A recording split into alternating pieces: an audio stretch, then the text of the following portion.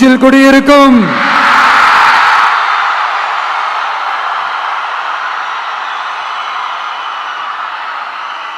தமிழக மக்கள் உங்கள் அனைவருக்கும் என்னுடைய வணக்கமும் என்னுடைய நன்றிகளும்.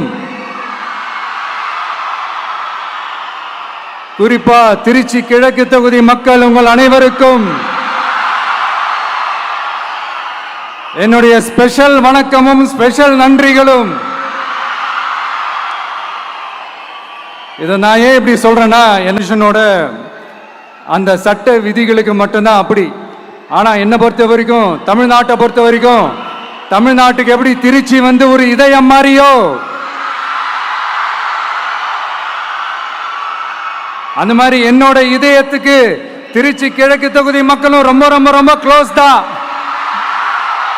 அதுல எந்த மாற்றமும் கிடையாது. சரிங்களா?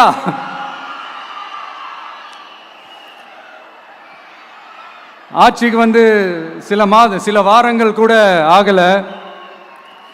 6 மாசம் அமைதியா இருப்போம்னு சொன்னவங்களாம் 6 நாள் கூட அமைதியா இருக்க முடியல. ஆட்சிக்கு வந்து 1/2 மணி நேரத்திலே ஆரம்பிச்சிட்டாங்க. பாவம், ஒரு கல்யாண வீட்டிலலாம் போய் புலம்பிட்டு இருக்காங்க. நான் சொன்னதெல்லாம் நடக்குதா? 1 by 1 எல்லா புலம்பல்ஸும்.